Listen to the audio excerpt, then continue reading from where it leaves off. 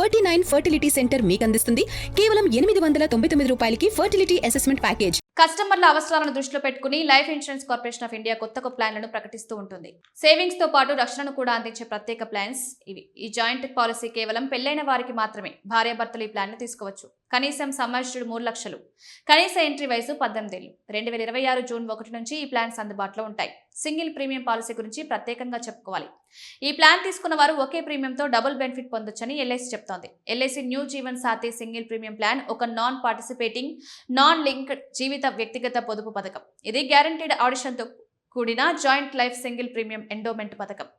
ఈ పథకం పొదుపు రక్షణల కలయికను అందిస్తుంది. వివాహం చేసుకున్న వ్యక్తి తన జీవిత భాగస్వామితో కలిసి ఈ పాలసీని తీసుకోవచ్చు. ఈ పాలసీ కింద ప్రాథమిక జీవిత బీమాదారు పాలసీదారుగా ఉంటారు.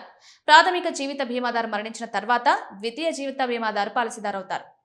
పాలసీ హోల్డర్స్ రిస్క్ కవర్ ఎంచుకోవడానికి ఆప్షన్స్ ఉంటాయి. ప్రాథమిక జీవిత బీమాదారుడు అర్హత షరతులకు లోబడి ప్రపోజల్ దశలోనే 2 ఆప్షన్లలో ఒకదాన్ని ఎంచుకోవాల్సి ఉంటుంది.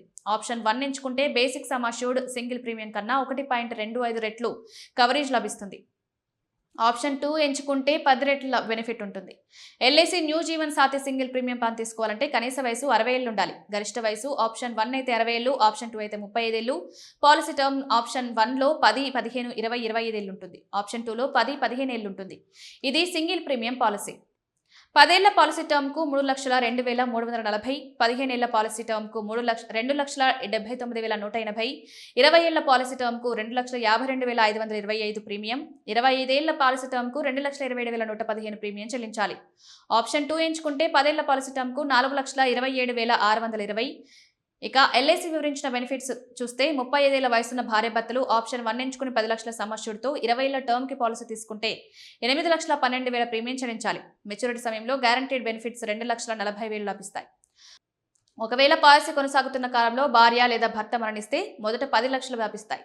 తర్వాత పాలసీ కొనసాగుతున్న కాలంలో మరో జీవిత భాగస్వామి మరణిస్తే మరణించిన సంవత్సరాల నుంచి 11 లక్షల నుంచి 24 లక్షల వరకు నామినీకి లభిస్తుంది.